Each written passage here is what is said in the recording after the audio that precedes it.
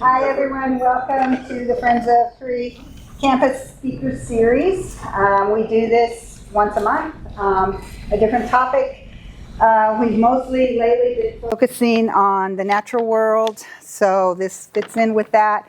I'm going to just go over real quickly what our lineup is, and then we'll talk about today. So August, next month, we don't have anything.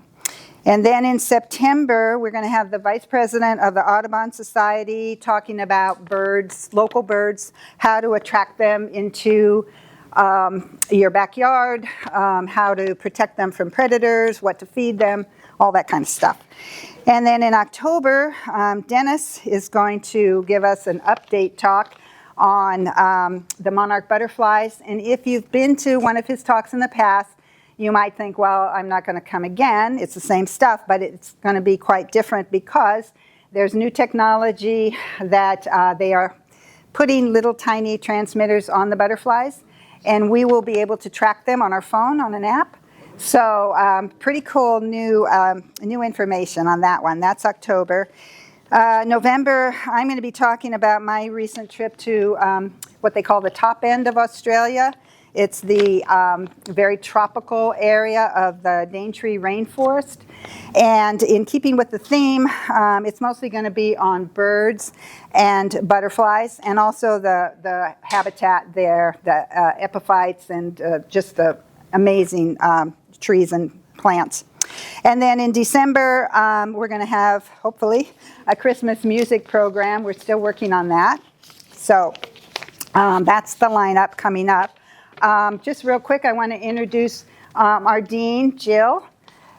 She has made it possible for us to move into this lovely new big space because if anyone was here last week for Bill's talk, we actually had to turn people away. It was so crowded, so now we've got a lot more room.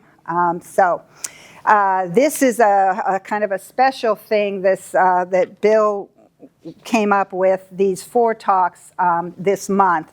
This is the second one of, let's see, today's going to be on crabs, beach hoppers, krill, shrimp, barnacles, and other related critters. And then the following Thursday, we're doing this every Thursday, sea stars, sea cucumbers, sea urchins, and their relatives. And then the last week will be July 30th is sponges, anemones, jellyfish, and other weird sea creatures. So, and if you were here last week, you would have heard about the vampire squid, a weird creature that is not a vampire or a squid. It's an octopus, and how it got the name vampire squid, no one knows. I think it sounded cool, so they kept the name. Anyway, Bill is focusing these talks on the more unusual marine animals, so hopefully today's will be the same as last week's with some pretty weird stuff. And I think that's pretty much everything. Oh, cookies. Forgot the cookies. We have cookies in the shape of lobsters and crabs, and they're really cute. They're up front, so help yourself. And then Bill's brought some stuff, show and tell kind of stuff up here also that'll relate to today's talk. So I think that's everything. So I should say Bill is a marine biologist. I forgot that. So Dr. Bill, start. Today. Wow, I'm overwhelmed. I put this together because I love marine invertebrates. To give you a little idea, 40 plus years ago, I got trained by the people that ended up putting together the Monterey Bay Aquarium. And that enthusiasm has carried me through. It's also allowed for the preparation of the world-class marine aquarium and their research institute, MBARI, Monterey Bay Aquarium Research Institute, to make some incredible videos. And I'm going to feature many of those as well as from other places. So just curious, for those of you here, which way do the snail shells spiral? To the left or to the right? Right, there we go. Okay, it's kind of interesting. I'm going to be talking about invertebrates. And yet, if you look at what percentage of the animals are not invertebrates, in other words, vertebrates, it's about 3.5%. So we're talking about the majority of the animals today, except not quite, because most of the animals that have been described, and I emphasize that have been described as opposed that can exist, talk about that in a second, are the insects or the arachnids. So we got over half of the described animals are terrestrial. Well, it's a little bit of, not quite, we'll see where insects and arachnids do fit in the ocean. So if you look at the three most common large groups, the mollusks from last week, crustaceans from today, and from the corals on the last of the 4 days, you'll see that that's really only 8%. And in fact, that means we have 38% of the animals that don't even fit in those groups. So in total, the marine invertebrates are about 46% of the described animals. But there's a caveat to that. Of the animals that have been described, only about 3 to 5% of them have been described of the marine invertebrates. In other words, there's 95% of the animals that have been not described. So we don't know what's there. And that's a theme. And as you see the MBARI videos and that sort of stuff, you realize there are some incredible things in places that we just barely know anything about. All right, so I'm going to be talking about crustaceans and their kin. Basically, that's to look at the major groups of the crustaceans, the common characteristics of each of those major groups. You'll see a lot of similarities as we go through those. How they feed, how they reproduce, and how they survive in some very challenging environments. Now we're going to talk about the deep, deep sea, but even in the intertidal, you think you're sitting there and it's raining or it's sunny or it's freshwater or it's very, very stressful conditions there. So they're pretty amazing, the kind of adaptations they've had. Now, marine arthropods are been around for a long time. You're familiar with the trilobites. Here's a fossil of one and another one here to get an idea, but they are all fossils. You go, they didn't survive very well. Actually, they were around for 300 million years, longer than the dinosaurs, so they were pretty successful. But they are extinct. And so as far as living arthropods, arthro being the jointed, pod being their legs, and that's where the overall name comes from for all the groups, including insects. There is only one group of insects that actually is consistently in the ocean, and it's this family. It's seal lice. Seal lice that are on fur seals, walrus, harbor seals, or river otters. So river otters do spend a lot of time, if they're on the coast, out in the water, out in the ocean. So we're talking again about arthropods, the groups that are there. The chelicerates, those are the spiders. They have special mouth parts that are chelicera. And so we're talking about, well, what are the marine chelicerates? And there is one group, they're the sea spiders. Sea spiders are weird. They have mainly legs. They're so much legs that they have their intestines out in the legs. They use for their respiration through the fluids pushed out into their legs. So they're bizarre.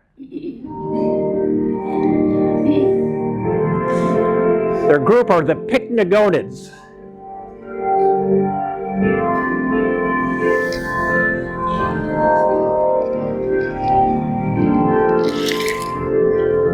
That's 20 inches. They are big. And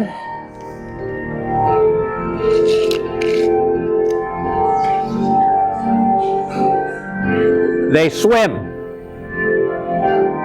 So imagine if you had a 20-inch spider swimming around here if you're underwater. And they use their little mouth parts to suck the juices out of this particular anemone.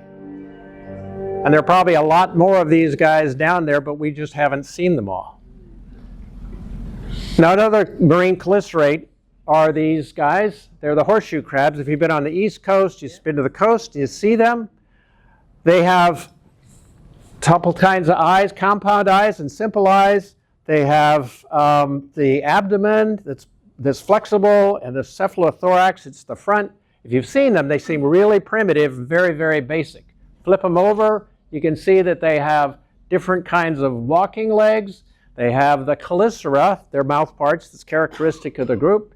They also have a mouth that's behind there, and then the book gills, which is characteristics of spiders, very unusual.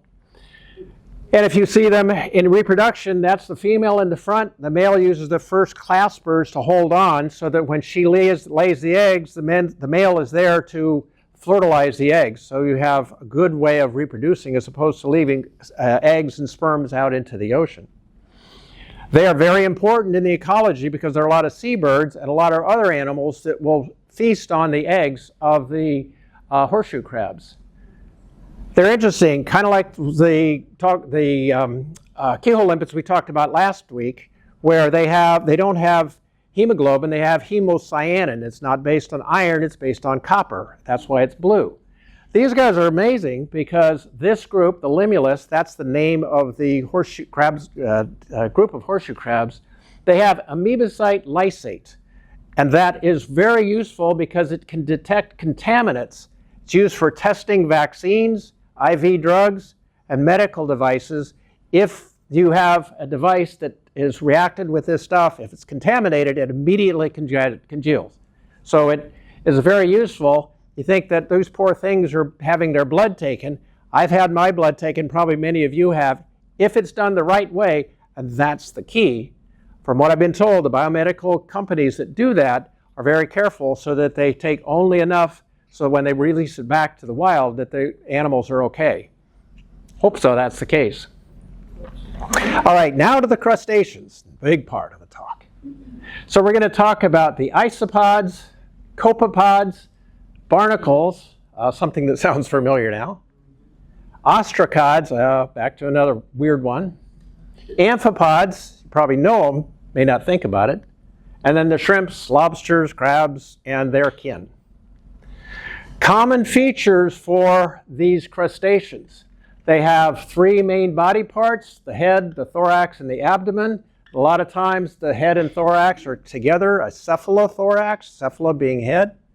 And they have lots of different kinds of legs for different purposes, whether it's swimming or walking or burrowing. They have some sensory structures, eyes, antennae, and specialized mouth parts. Remember for the spiders, it was the chelicera, their mouth parts. These guys have, many of them have these specialized mouth parts. It's consistent through the different groups. Okay, the big thing about these guys is they have a hard outer shell. With a hard outer shell, like if we had a suit of armor and we got bigger, we'd have to get out of that suit of armor and then put on a bigger one. Well, basically what these guys do is they molt. And here is the back of a crab, and you can see molt lines there. And that's the area that they will split the back of the shell and get out. This is a blue crab shedding its shell, and let me tell you how it happened. When I went down to the pier, I noticed there was a small crab in the oyster cage, and right there, that break in between the top and the bottom shell means it's going to be a soft shell soon. So I took it to the house, and about an hour later, it was really showing its new shell, and then I put it in this bucket of water, and just watch what happens here. It just slowly starts backing out of its shell. The legs, keep an eye on this old shell, and in the part down there. You're actually going to see the new legs, new claws, and all that stuff actually come out of the old shell. Now, from the time that I caught this crab to the time it actually completely backed out of its shell, it was over, I'd say, 2.5 hours. So this is not a quick process at all. And honestly, this is sped up like times 10 or times 15. So we're starting to see things come out. Looking here, you can see its back fin starting to come out, and then that's its back legs. Out as well. And the last thing are its claws. And then this is the shed that's left over from and there. Look at everything that's still inside. If you've ever cleaned a crab, you know that there's a lot of stuff inside. All of that hard stuff, that gets left behind. And they have to then harden their shell. And so, not surprisingly, they are very open to predation at that point. And the people that like soft-shell crabs, they're soft-shelled only because they've just molted. All right, starting on the individual groups, the isopods, are, you can see a couple of characteristics there. We'll see a little bit more. Their general anatomy is interesting. Isopods, you probably are aware of roly-polies or woodlice, and they are dorsally flattened. What that means, if you think about a fish, a dorsal fin, it's squashed down like this. So they're laterally flattened out. So they are very good for doing certain things. They have three main sections. Again, this is a common theme. We have the head, the middle section, I'll leave it at that, the back section, and then they have lots of different legs, and the legs of different specializations depending on what the critter is doing. They have specific mouth parts, again a common theme here. They have the antenna, sensory system, the eyes. And now here's a variety of different body types that they have. They do seem to have this common thing of being wider than tall. Here was my first introduction to a marine isopod. It's called Cirrolena. I was in Monterey doing work in a tide pool, and as my hand was down there, I suddenly got bit. These things are only about this big, but they have very, very strong teeth. It bit my cuticle, and it hurt. So it's amazing. That was one way of being introduced to the animals we were studying. Other isopods we have around here, there's a rockweed isopod. And it's interesting, it's this color because it was eating the kelp. It's this color when it's eating the seagrasses. So depending on what it's eating is going to be what color the animal is. Now here's an interesting one. This is a deep sea one. We just got a Bachynomus giganteus swimming interview, and these are one of the most charismatic deep sea animals that you can possibly find. They are very closely related to the woodlice, which you get living on dead trees and so on, but except these ones are massive. They're usually about 1 foot long and are just one of my favorite deep sea animals, and I'm so glad we got to see one already. A roly-poly this big. They are really, really important scavengers in the deep sea benthic environment. They're thought to be found worldwide and are a really, really great example of deep sea gigantism. Most isopods found in the deep sea are smaller than your thumbnail, and so this is a huge break from tradition, as it's, as much as 1 foot long, or even more in some cases. To some people, they're really cute. To some people, they're the stuff of nightmares. And again, looking back at the sea spider, again, an example of deep sea gigantism. And here's one they call the Darth Vader isopod. You look at it from that perspective, and I guess it kind of does. So, all right, Daddy Longlegs isopod. They got it wrong.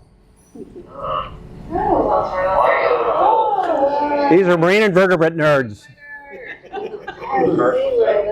Sea spider, no. Blowing away. Wow. I've actually been wanting to see these, so this is actually really cool. Is this some sort of arthropod? Yeah, so it's not a sea spider. It's a type of isopod that I actually have never seen before. I've only heard about monostid isopod. But they do resemble a sea spider.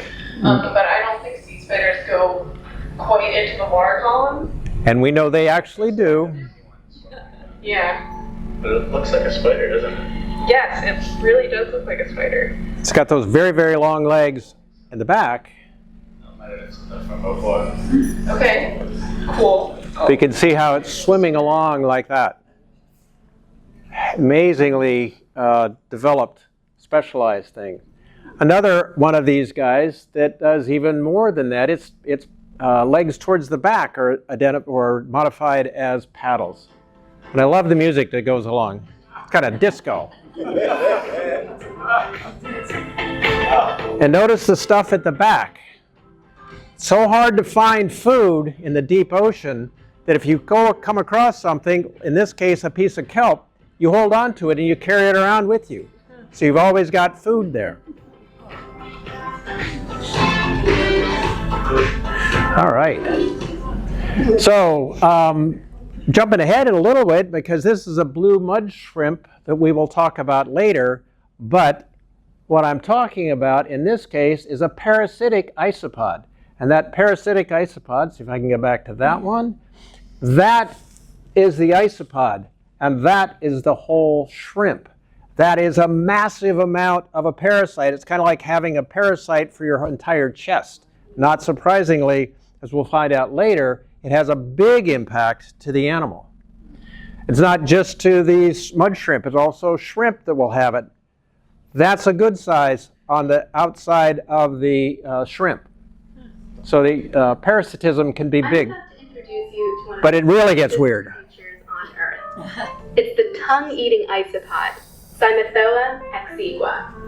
Isopods are crustaceans like lobsters and crabs. This particular isopod happens to live in the ocean and is a parasite. It's a sort of marine louse, only it's way creepier. Hey! Anyway, the first crazy thing to know about these guys is that they're what's called proto-andritic hermaphrodites. That means that when they're adults, the males can become females. These isopods infest fish, so what happens is that a number of juveniles enter through the fish's gills and all mature into males. Then, one of the isopods will become a female, and that's when things get really freaky. The female will crawl into the fish's mouth and attach herself to the base of the fish's tongue using her back legs. Then she'll suck blood from the tongue until it withers and dies. This procedure is quite unpleasant for the fish, but it doesn't kill it. In fact, it starts using the parasite like a prosthetic tongue. Meanwhile, the isopod just continues to hang out of the fish's mouth, sucking its blood or feeding on fish mucus. We don't know a ton about the parasite's life cycle, but based on other mouth-infesting isopods, and yes, there are others, the female may even mate while in the fish's mouth, with male isopods living in the fish's gill chamber. So yeah, it gets really weird, and they'll have a new sense when we talk about some of the cleaner shrimp we'll talk about later. And this is what it looks like from the front. So that's a heck of a thing in its mouth, especially if it's using it as a prothesis. Okay, moving on to the next big group is the copepods. And they are really interesting and incredibly numerous. Their features are, again, a lot of legs and mouth parts. They have antennae, eye spot. These guys have their egg sacs on the back, typically characteristic. Here's one. I have to admit, this is a pond scum, so it's not the ocean. However, you can see the egg sacs on the back and their antennae they use to be swimming around. Here one's coming up from the bottom. And here, if you do a plankton tow and pick up a lot of the zooplankton, very often you'll see something like that, and I'll try to figure out how many they are and what species they are is a real challenge. Copepods are the most abundant animals on Earth. Well, the estimate is that it's 1.3 times 10 to the 21st number of copepods in the world. And you go, that sounds like a big number, but it really doesn't mean much. Until you realize, all right, a trillion is 10 with 12 zeros. 100 million trillion is with 20 zeros. This has 21, a billion trillion animals. It means there's a lot. Well, go beyond that. The basis that's suggested is a mass of over 400 times the mass of all the copepods, 400 times the mass of all humans, all 8+ billion humans. So there's a lot out there. It's not surprising that they're very important as a primary source for zooplankton. So we're going to see that they are very, very common. And there are some interesting adaptations. These guys are the sea sapphire.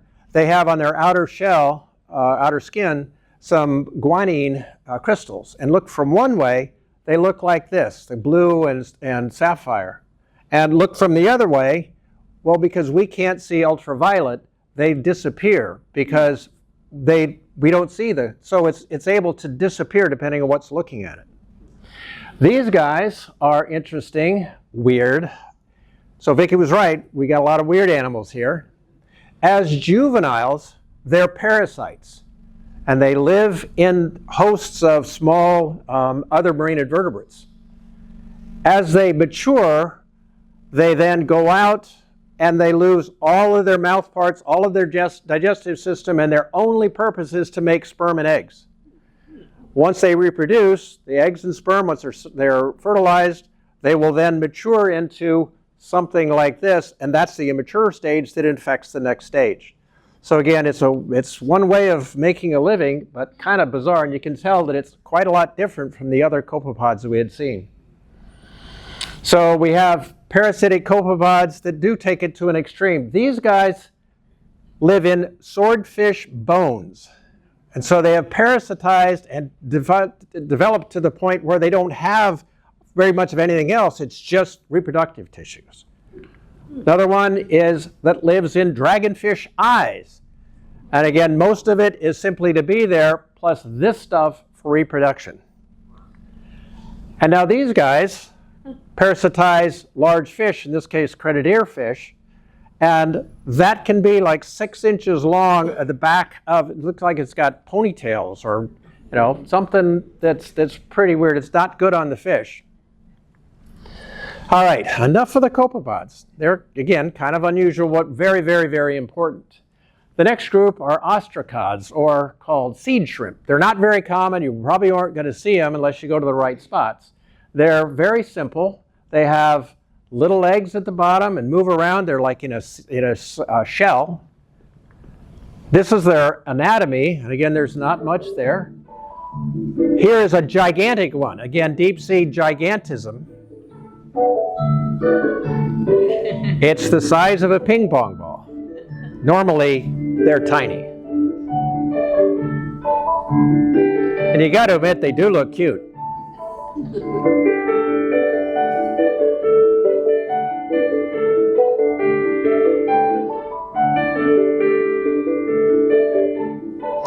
So it's virtually clear with the little legs inside.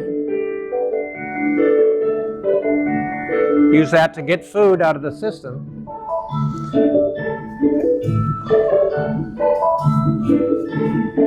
can see they do have bioluminescence in there. And when they have eggs, the eyes of the larvae can be seen through the shell. It's interesting, there's a beach in Barbados that at the right times of the year when these are reproducing, you can go and see that because they'll wash up and have amazing bioluminescent fire shows, so to speak. Okay, barnacles. You probably have encountered barnacles at different times. I have a couple examples over here that are the acorn barnacles, or volcano barnacles. So we have the acorn barnacles there. We have these guys that are break it out of the name, the gooseneck, thank you. Senior moment. So the gooseneck are the most common that we're going to see.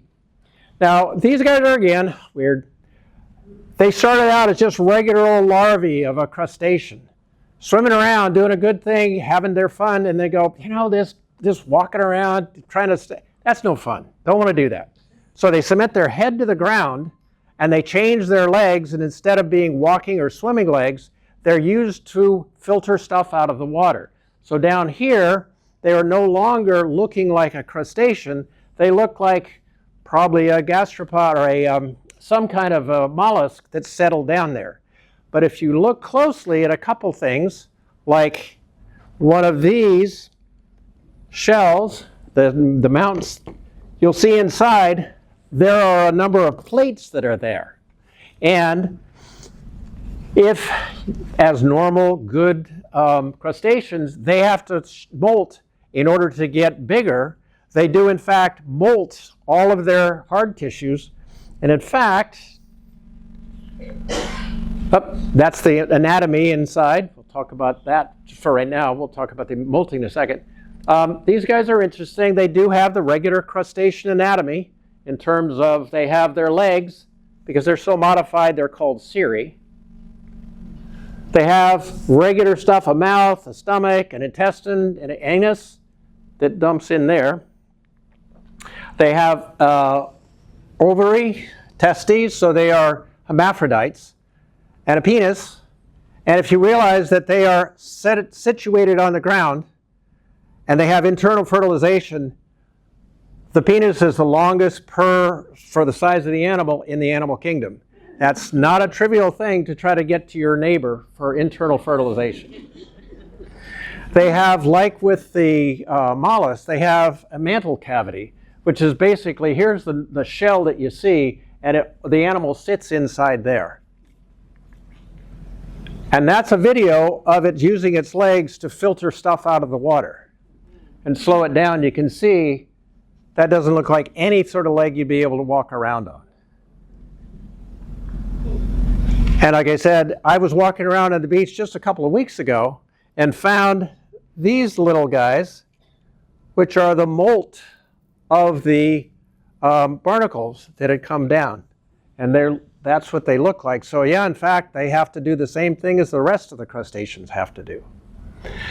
All right, we have the gooseneck barnacles that you helped me with the name. And they're interesting because, again, these are related to lobsters and crabs. They're interesting because they attach down at the bottom there, but the real sort of barnacle business is at the other end of this thing, and it's called a peduncle. From my understanding, I've not tried it before, but I'd like to, because I've been told that they taste like a mix between crab and lobster. Because after all, that's just, it's tissue.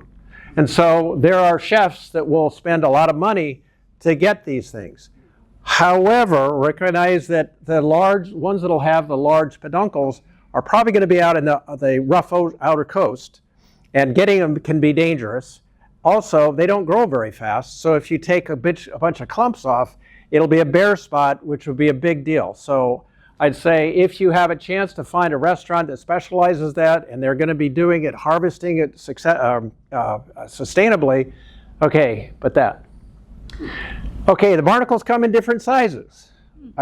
This is a dime. I figured it's about 2 dozen that could fit on that dime. Then again, they're whale barnacles. So they'll fit in your hand. So they're pretty good size. And we've got some examples which are pretty good size as well. And interestingly enough, each species of whale has their own special barnacle. So each animal has adapted specifically. Turtles also get barnacles on them. And the suggestion is that in small numbers, that doesn't really matter much to the whales or to the turtles. However, if they become in large numbers, it's probably because the whales or the turtles aren't doing so well. So that's an indication that there's a problem. Getting them off the whales apparently isn't that hard if you can get onto the whales. Taking them off turtles can be very damaging to the turtles. So there's turtle hospitals that specialize at taking the barnacles off. Again, we're going to get weird. We got the parasites. Here's a barnacle that parasitizes these crabs. And basically what they do is they turn them into zombies. Because what they'll go and do is they will take over the reproductive tissues of the crab and make them so that they're taking care of the barnacle larvae. So it's not a good deal for the crabs. Okay, next group, the amphipods. And all right, usual anatomy, we see 3 sections. Okay, that sounds good. Many legs, adapted to different things, good. Sensory appendages, and these guys are laterally compressed. They said the isopods are like this. These guys are sideways compressed, which is kind of interesting, as we'll see about some of the local ones here on the coast. Here is an amphipod that is from the deep, deep ocean. And you can see that, like the others, it shows gigantism, and it's huge. Again, when you think about the beach hoppers we have there, imagine the beach hoppers like that. You'd notice those. Other amphipods have specialist systems. In the deep ocean, once you get down to a certain point, several hundred feet, it becomes twilight zone, and beyond that, there's no light, effectively no light. And so there's no need for visual pigments, except that there is bioluminescence, there is need. So a lot of these animals have very, very specialized types of eyes. Okay, closer to home, on the beaches around here, you can find these guys, which are about an inch long, and they have orange tentacles, they're antennae, very easy to see. They do hop around. but it shows the disadvantage of being laterally compressed because they'll hop a long way and fall over. Right themselves, hop a long way and fall over. And it's kind of comical. I don't know that they think it's appreciated, they appreciate us laughing at them, but they are interesting because they can, as they make their burrows, they kick the sand out, sometimes in front, sometimes in back. And you may know Burma, she shared this picture with me. And so you get this, it's kind of chaotic, it's kind of interesting. So there are a lot of things that do that, not all of them amphipods. So, sorry, I had to put our dogs in. So the little cousins of the bigger ones are about 1/3 or 1/4 of an inch big, very easy to miss. But if you go out to and see little pieces of kelp, or even big pieces of kelp, the bulwark kelp, you stare at it for a little bit, or as you're walking up, notice there's a lot of movement in there. There are these little guys that are jumping off. They are incredibly effective scavengers. That's what's left of a bird skeleton after the amphipods have had at it. So again, they're very good at recycling things, very good at trying to not have a lot of trash on the beach. All right, now we get to some really weird ones. When I was doing my invertebrate zoology first class, we had 2-hour classes. They always brought in fresh animals, so we always saw living animals. I almost flunked that one class because I spent an hour and a half of the 2 hours watching these things. They are truly like skeletons. You can see the claws, mouth parts, the heads. Very captivating. And they're interesting because they brood their young. The females brood their young. And once the young hatch, they stay on the mom. And I dare say the mom is happy when she gets to the empty nest stage. All right, we also have some oddly specialized one. We have whale lice. Now the suggestion by the people that study it, the whale lice are not parasites. They're commensals. They actually do some benefit to the whale in eating some of the sloughing off skin or when they have scabs and try to clean that up. But again, the suggestion is that if there are a lot of them, it suggests the whales aren't doing so well. So here is a barrel amphipod. And I think I skipped that. Let's see if that'll come. We'll do it. All right. So we have a barrel amphipod, which is interesting because it was the inspiration, I think, or it seems like it, for the alien. Because if you look at it, all those things are what it looked like was the alien.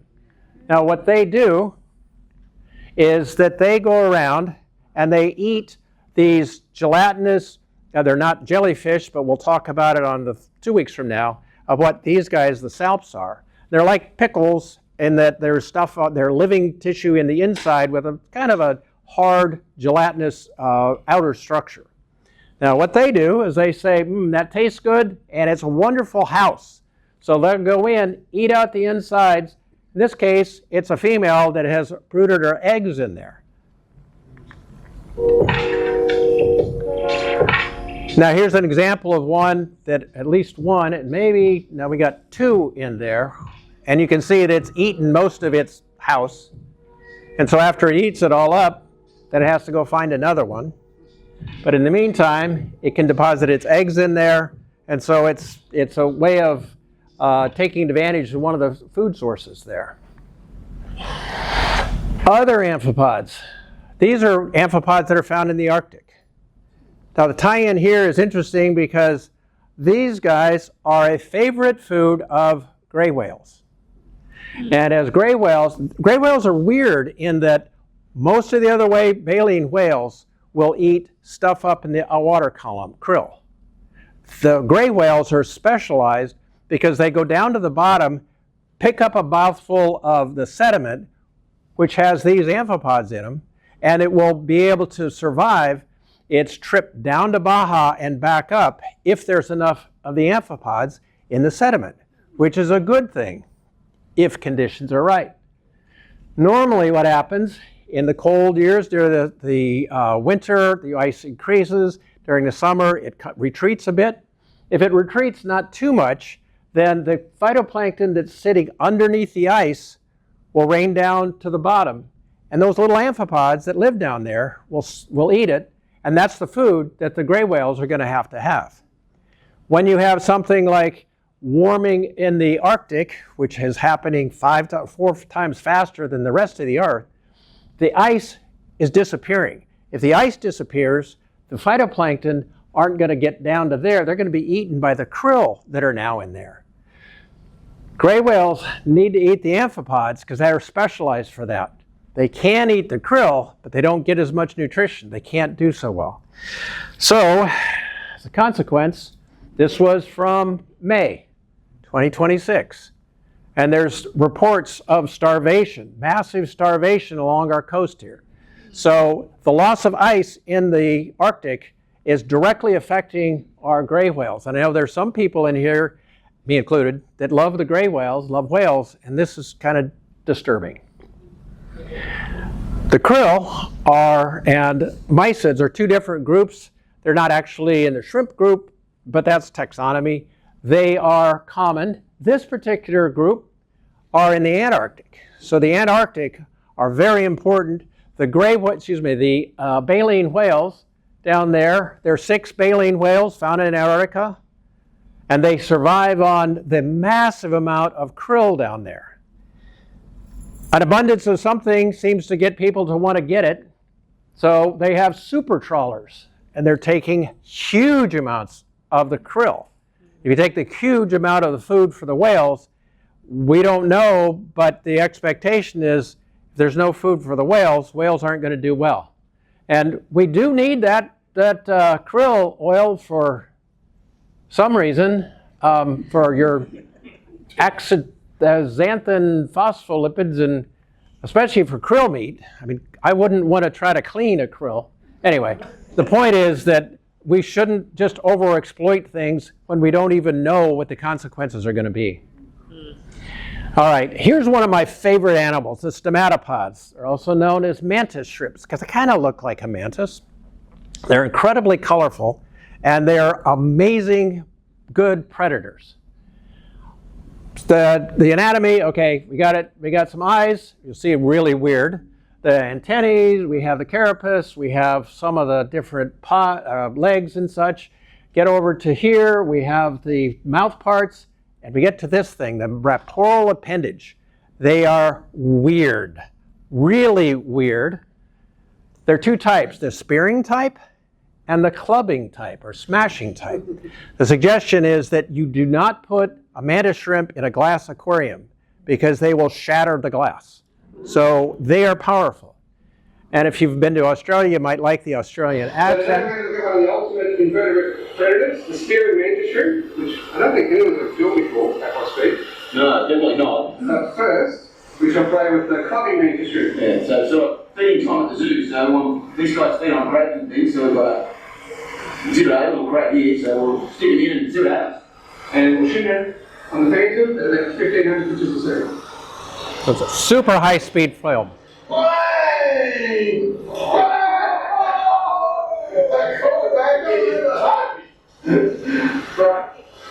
So that's how a clubber works. Okay, so what we're going to do now is the spearing mantis shrimp. This is the other way that these stomatopods feed. So these guys feed on different things. So this time we've got a dead fish that we're going to use, and we're going to jangle that in front of him and see if we can convince him to grab that. They normally feed on swimming fish.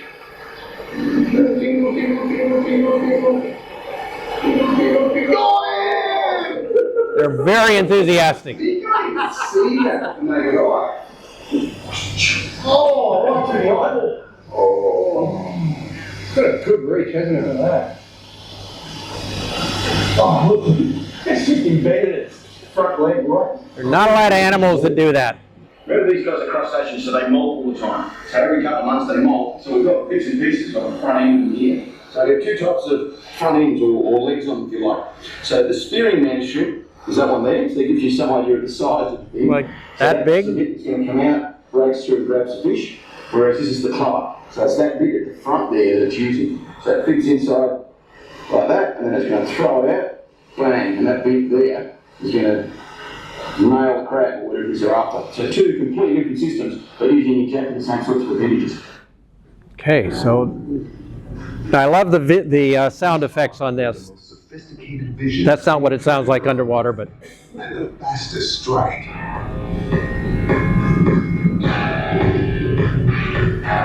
how about those for eyes? Independently. And together to better target his prey. These eyes detect more colors than any creature on Earth and see polarized light.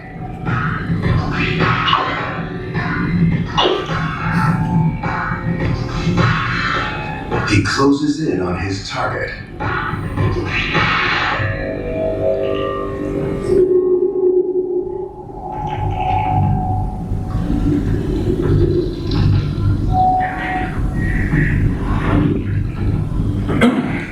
That's not a happy crab. The mantis unloads the ace up his sleeve. Hammer claws.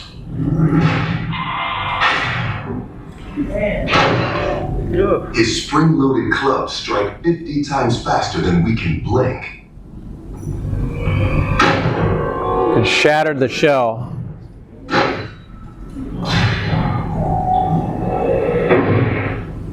And completely stunned the crab, any of its prey. For a moment, the surrounding water reaches the temperature of the surface of the sun.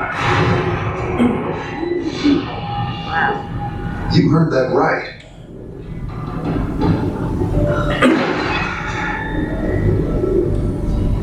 This crab is toast.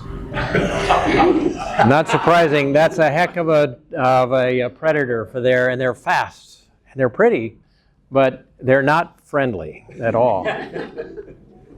So shifting on to crabs and shrimp and lobsters, we kind of had things that kind of looked like that with the krill and such. But looking at the shrimps and looking at their cephalothorax and the abdomen, sort of shrimp start off with it kind of more on the back than the front. Lobsters kind of more on the front than the back, and the crabs, they tuck it underneath. So that's why you don't see the abdomen, although it's there and is very important. So anatomy, okay, yeah, they're specialized for swimming, although a lot of them do just crawl around. They are semi-transparent, somewhat laterally compressed, which makes it easier to swim. They have the front, the middle, and the back, and those often the front and middle are the cephalothorax again, so we're familiar with that. The abdomen back there, again, the various swimming appendages, walking legs and such, and the long antennae. They have the special mouths and the eyes. Okay, so specialized mouth parts, again, very similar. We just saw the mantis shrimp, and these guys are little, they're pistol shrimp, but they have a similar sort of feeding mechanism.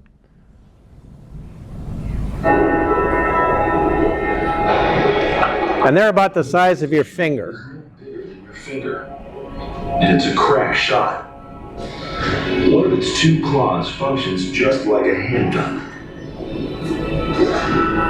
And other shrimp are targets.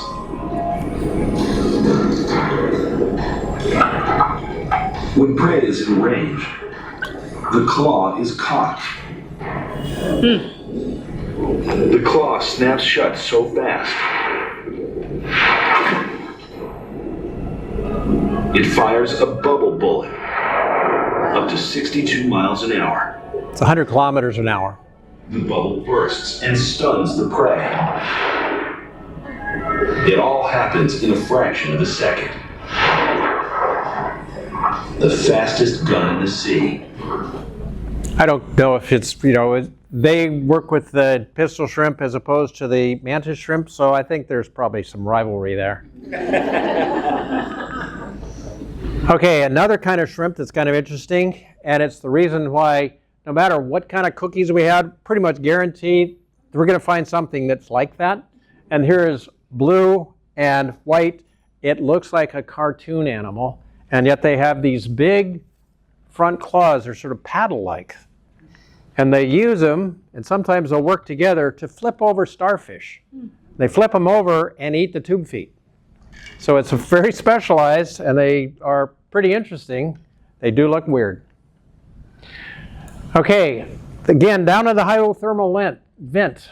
These guys are blind. A lot of the animals that are down there are blind because there's nothing to see. Although it's interesting because at the very top of them, not part of their eyes, but they have photoreceptors that allow them to see the infrared. The infrared is heat, which if you're going around something and the heat coming out of the water could instantly kill you because it's boiling water, you do want to see what it's like so you can stay away from that.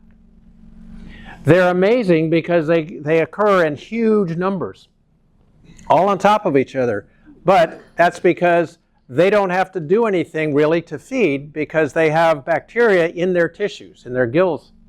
And the bacteria take the hydrogen sulfide from the vent, and just like plants here take sunlight, these guys, the bacteria, take the energy, the chemical energy in hydrogen sulfide, and use that to split water, add it to carbon dioxide, and make sugars. So they basically feed themselves. They have those bacteria that are there. So that's the basis for an entire ecosystem underwater.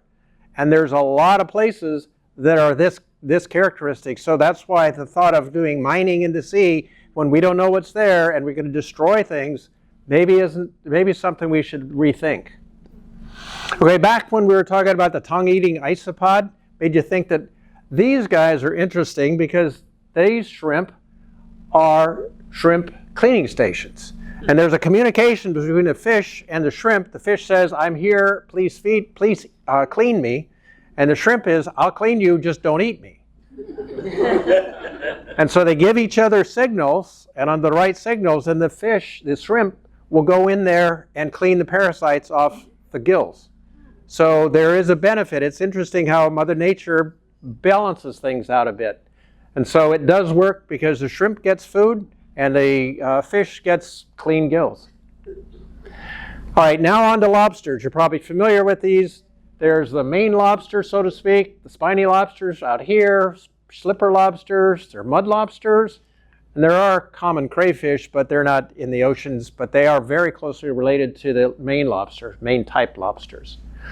Now, you're familiar with the Maine lobsters. They look like this, or like that, or like that, or let's see, 1 in 50 million are like this. Kind of can't decide what color they are.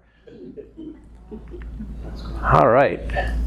So the interesting thing about the Maine type lobster, they actually have teeth in their gut. They don't have teeth to grind up stuff, so that it's in their insides.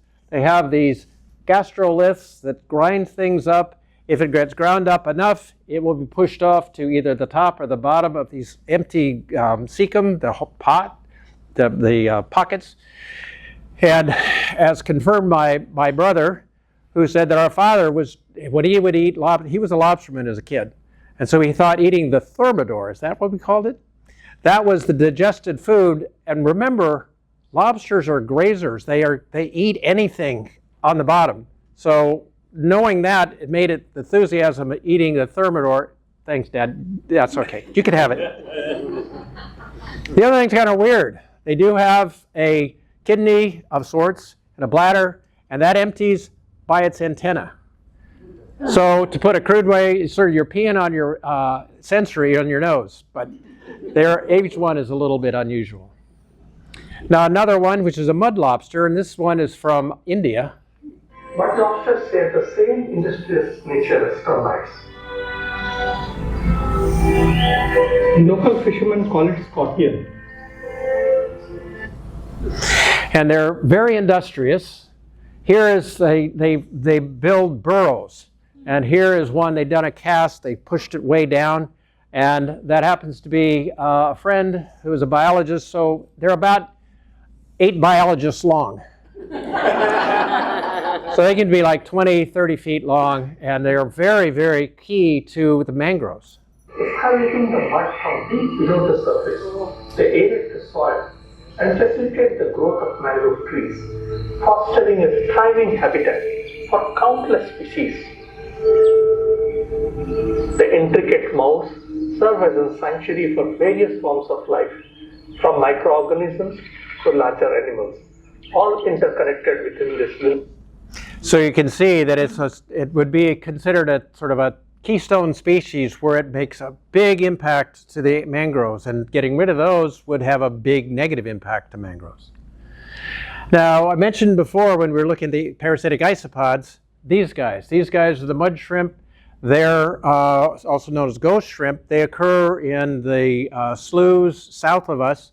They're very important just in the same way as the mud lobster is, of going down and making burrows, turning over the sediments and everything, so it gives habitat for a lot of other places, other animals. But again, that's the one that's infected by the isopod, and it's important because that infestation is on the order of 50 to 75% in some of those habitats. So that is a real big issue, not just for the crab, for the shrimp, but for the entire ecosystem. Okay, you probably have seen spiny lobsters if you've dived before. They're interesting. They don't have the claws, but their back tail has good spines on it, which if you try to grab it without gloves on, you will really regret it. They rub their antennae together and make sort of a buzzing sound, which supposedly scares off predators. It's like, I guess so. I don't know how scary it is.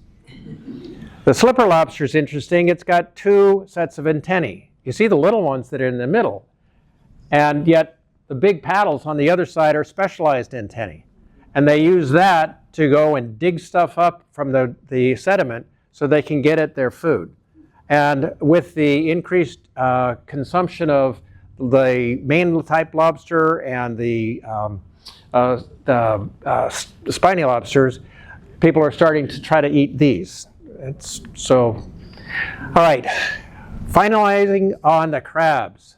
Crabs, still, again, anatomy. We see that we have legs, a bunch of those. We have a pair of pinchers. You're familiar with those, the different legs. We have the antennae, two pairs are here. The eyes, okay, one pair of eyes. I want to point out this because that's the difference between a male and a female crab. The female crab are adapted with that abdomen. It's wide so that it's able to hold the eggs. When she lays the eggs, it stays there. And the males, they just have to be able to fertilize the eggs. So it's very easy to tell the difference. Locally, this is a striped shore crab. They're about that big. Got some examples there. They look so fierce. They're really sort of funny to do that. If you have a dog and it's inquisitive, trust me, if they stick close, that crab will pinch their nose, which does not make for a happy dog, but it remembers. Another one, purple shore crabs are interesting. They're small. There we go. That's a penny. That is smaller than the head of Lincoln on the Lincoln penny. But I mean, it's got to start somewhere, right? The point of it is as you're walking around, look down, because you may be stepping on something that you probably don't really want to. It's kind of interesting. If you can see in here, those marks, they look like bicycle tires. Well, except that the bicycles don't make 45-degree curves. I can tell you because we went biking today on the beach, and we were not doing anything like that. Not on purpose, because until we fell over. So here's another example. And here's one that's buried. We dug in after having had a nice long walk on the beach.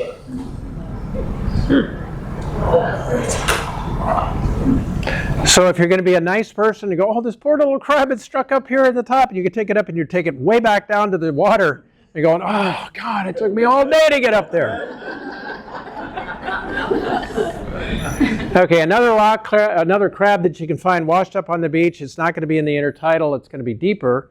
But this is kind of interesting. I had it on this side. You can see the upper part, and that's the abdomen. Under this side, you flip it over.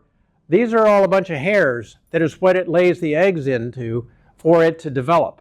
Now, what I hope is the good thing with this is that after she laid the eggs, or the eggs were released or properly, then she feeds a whole lot and then will molt. because as soon as it molts, then it'll be mated with and start the cycle over again. So if you see a bunch of shells out on the beach, it doesn't mean that the things have died. It may very well be that they've molted and they're out there doing what they're supposed to be doing. So that's good news. Dungeness crab, you're all familiar with that. Won't talk much about that, except for the fact that you probably have heard of ocean acidification, which comes directly from having carbon dioxide go in the air into the water, making carbonic acid, changing the acidity of the water. As an acid, it will dissolve shells. The larvae, here a Dungeness crab larvae, it's about 1 millimeter big, very tiny. It has to have a good shell for it to make big Dungeness crabs. They are already seeing the effects of coastal acidification. If we reduce the number of larvae, we will reduce the number of adults. That's a really important product for our economy here. You might have heard for a few years ago the Alaskan snow crab. You get the crab clusters, but research has found that the marine heat wave that we had a few years ago had big effect. In fact, in 2018 and 2019, we had this big marine heat wave. It was up in the Arctic. That meant that the snow crab metabolism increased. Why? Because the snow crabs, like any of the other cold-blooded animals, as their surrounding heats up, just like that will heat up their metabolism, so they need more food. So they ate more food. But because of the way that they have to get as cold water as possible, and that was shrinking, they were doing it in a reduced habitat, which meant the young ones ended up starving to death. So in 2021, as they were going out and doing the survey so they know what they should have for take permits later, it collapsed. So in 2022, 10 billion snow crabs didn't show up. That meant that 2023 and 2024 season was closed. 0 take. And just like if we could take no Dungeness crabs here for 2 years running, what would that do to our economy? It was a massive impact. And that's basically because of the heat wave. Okay, getting on to off that something a little cooler, there are these decorator crabs. And they're a kind of crab that like to go and put stuff on its back. And it's good because it hides well. This has got a bunch of algae, it looks like, that's on there. This guy uses coralline algae and puts like structures on the back. And that has some hydroids, as we'll talk about in 2 weeks, that it's on its back, because these all have stingers. It's going to keep things from wanting to come and bite it. And my favorite is this one. That's actually an urchin that's on top of the crab, and the crab uses its back 2 legs to hold it up there. And it looks like a punk crab, I guess. I don't know. So, okay, we talked about the regular, or what they call true crabs. And there's another kind of crab that are called, instead of the brachyuria, it's the anomura. And that includes hermit crabs, mole crabs. We have porcelain crabs. And we'll talk about squat lobsters, which are crabs. So for the hermit crabs, you've probably done that. If you've gone into the intertidal, you flip a rock over, you pick one up, and it looks like it's just a snail. And if it's upside down, you watch it for a while, and then it eventually starts sticking. Oh, you can see it's a crab. It gets part way out, and it doesn't have to get very far out. Then suddenly it looks like a snail again. They're interesting because, without going through all the other things, its back 2 pairs of walking legs are modified specifically to hold itself in the snail shell. And so you can see the number of legs are the same as other crustaceans, but you don't see the back 2. And there are other modifications to its abdomen as well. Now the mole crab. Is placed to make a home. And yet, someone does. Pacific mole crabs, also called sand crabs.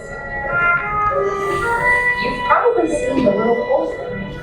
They spend their lives just under the surface of the sand. Waves crashing overhead. That ever-present flux offers a meal.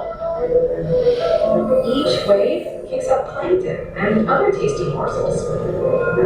But they keep out from below the sand, and use their feathery antennae to catch fish right out of the water. See how it takes its antennae and wipes it through its mouth every so often? Now these are really interesting little critters.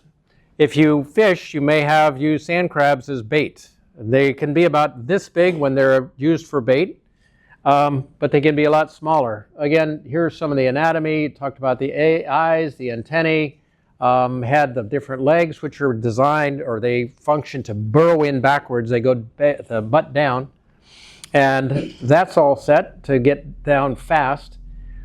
Several weeks ago, we were walking, and it looked like snow on the beach. It was amazing.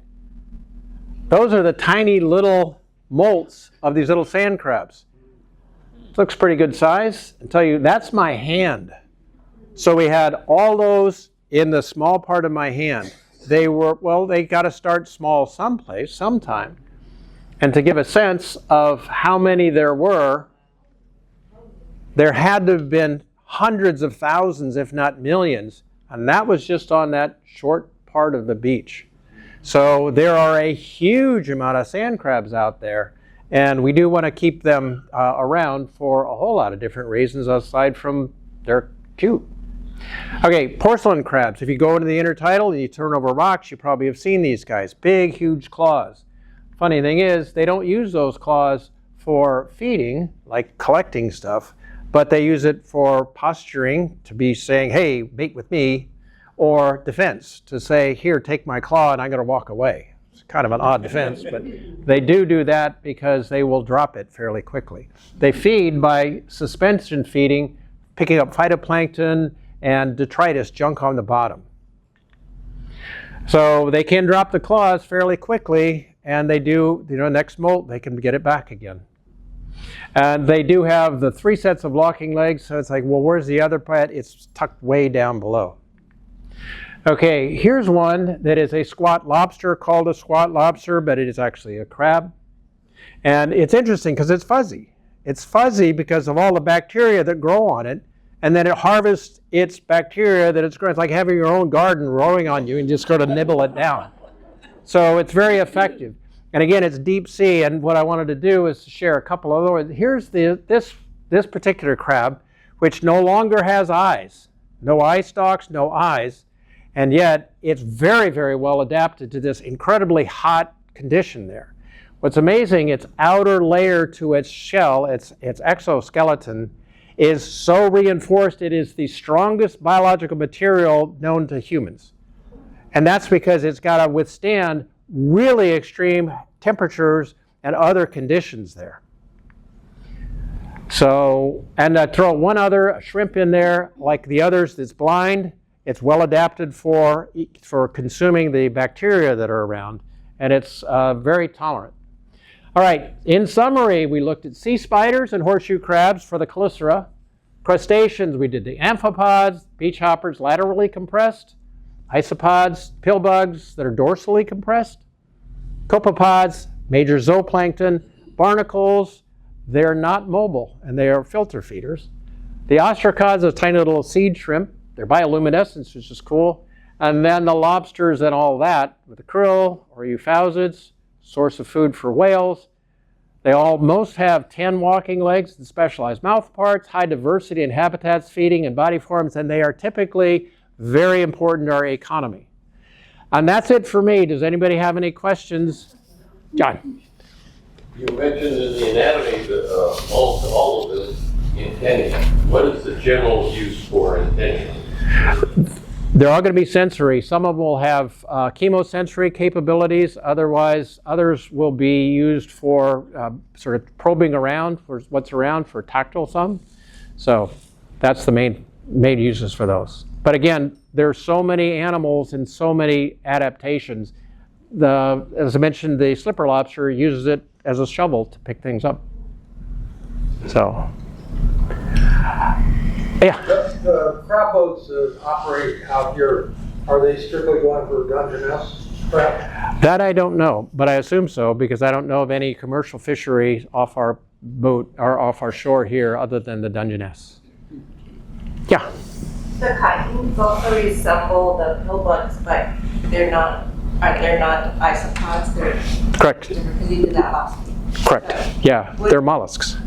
Okay. Yeah. But what's the difference? Is it the shell? Well, they chitin, because they're mollusks, they have a big foot, and they have a mantle around the outside, and they have the 8 shells. And so they're a big different group. But it's interesting, you'll see a lot of convergent evolution. When you're living in a particular area, you adopt a lot of the same mechanisms to tolerate being in that area. Yeah? Are the sea lice that you see on the seals the same ones that are on the salmon when you catch them? No, the sea lice are specifically for those, the marine mammals that I talked about. They are adapted to survive, because they are an insect, they're adapted to survive the marine environment.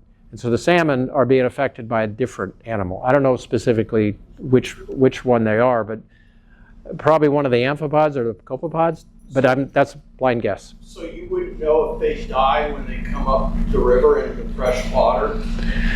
That's a good question. I'd have to dig into it some more. But I was talking to a guy, and he said, you know why they jump out of the water? And I said, no, why? Is it because they have sea lice? And he goes, no, because they don't have any fingers. Makes sense.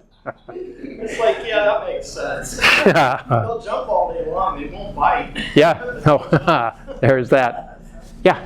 I'm originally from the San Francisco Bay Area, and I've been noticing that the crabbers have been moving further and further and further and further north.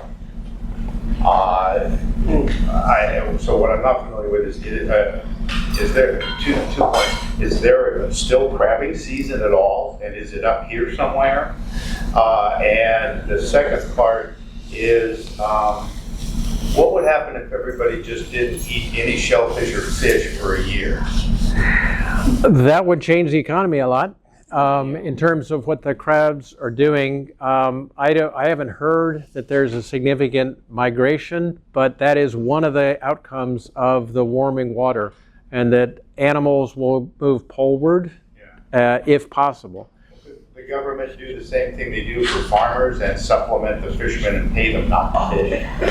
Well, that's a whole sort of policy decision, and there are a lot of industries. The pink shrimp off here are a good example where they said, you know, we need to do a couple things. One is regulate ourselves and avoid bycatch. And bycatch is where you end up getting a lot of fish as you're trying to get the shrimp. And so by doing a bunch of things like putting the little lights, the LED lights on the nets, and putting areas at the back where the fish can go out and the shrimp will go on to the cod end. Those are the sorts of things. They were the first commercial fishery that was certified by the MSA, whatever the certifying body was. So it's possible to do it, and done right, especially if it's incorporating what the fishers are doing, it can be effective. Because they understand probably better than any of us the need for protecting the species. Now, you all, anybody else can go, and there are cookies still over there. But thank you very much for letting me have an enjoyable afternoon.